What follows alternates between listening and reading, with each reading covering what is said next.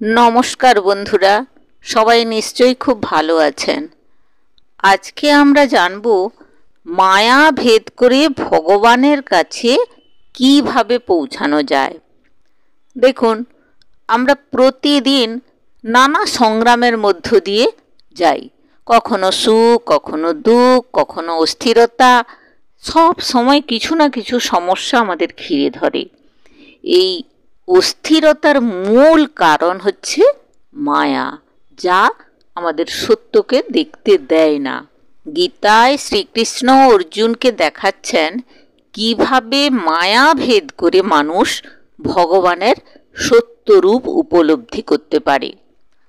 ভগবানই সব কিছুর উৎস। আমরা সকলেই জানি যে সব কিছুর মূলেই তিনি।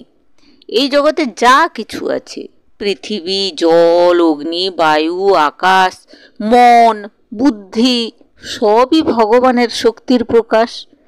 তাই প্রকৃত জ্ঞান মানে এই জগতের প্রত্যেকটা জিনিসকে ঈশ্বর রূপে দেখা। শুধু বই পড়ে শাস্ত্র জানলাম তো সেটাকে কিন্তু জ্ঞান বলে না।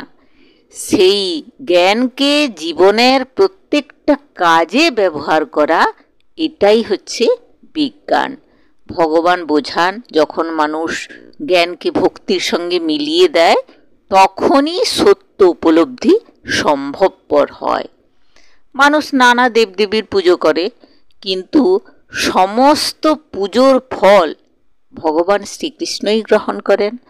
তাই সর্বোচ্চ ভক্তি হলো ভগবানের প্রতি অবিচল বিশ্বাস এবং তার পায়ে নিজেদেরকে আত্মসমর্পণ করা। ভগবানের শক্তি মায়া মানুষকে সত্য থেকে আড়াল করে রাখে। অহংকার, কামনা, বাসনা আর অজ্ঞান মানুষকে বেঁধে রাখে। কিন্তু ভক্তি এবং শ্রদ্ধার মাধ্যমে সেই মায়া ভেদ করে মানুষ ভগবানের আসল রূপ জানতে পারে। যারা ভগবানের শরণ নেয়, তার উপর ভরসা রাখে, তার নাম জপ করে, তাদের কাছে মায়া কিন্তু টিকতে পারে না। ভক্তি, জ্ঞান আর বিশ্বাসের মাধ্যমে মানুষের আত্মা মুক্তির পথে এগিয়ে যায়। আজকের দিনে আমরা সবাই নানা সমস্যায় জর্জরিত। অনেক সময় বুঝতেই পারি না কোনটা ঠিক আর কোনটা ভুল। এই শ্রীমদ্ ভগবদ্ গীতা আমাদের শেখায় সত্য জ্ঞান এবং ভক্তি মায়ার আসল বাঁধন ভাঙতে পারে। যখন আমরা প্রতিটি কাজে ঈশ্বরকে দেখি, তখনই আমাদের মন শান্ত হয় এবং জীবনের যে উদ্দেশ্য সেটি ধরা দেয়।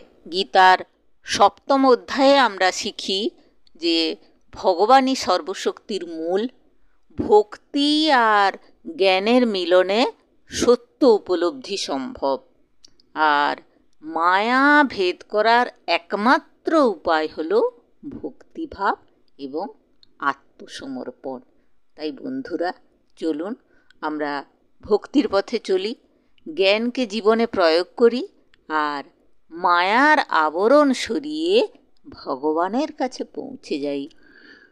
আপনার জীবনেও যদি কখনো অন্ধকার নামে, মনে রাখবেন ভগবান সব সময় আপনার সঙ্গে আছেন। শুধু দরকার অটল বিশ্বাস আর ভক্তির মন। তাই আপনারাও বলুন, জীবনের কোন মুহূর্তে আপনি ভগবানের উপস্থিতি সবচেয়ে বেশি অনুভব করেছেন? কমেন্টে আপনার অভিজ্ঞতা শেয়ার করুন, কারণ আপনার কথাই হয়তো অন্য কারো জীবনে আলো হয়ে উঠতে পারে। আর ভগবদ্গীতার আরও শিক্ষা এবং জীবনের এই পথ প্রদর্শক ব্যাখ্যা পেতে অবশ্যই আমার চ্যানেলটি সাবস্ক্রাইব করবেন এবং আমার সঙ্গে থাকবেন। আসুন সবাই মিলে ভক্তি আর জ্ঞানের আলোয় জীবনের পথ আলোকিত করি। নমস্কার, ধন্যবাদ।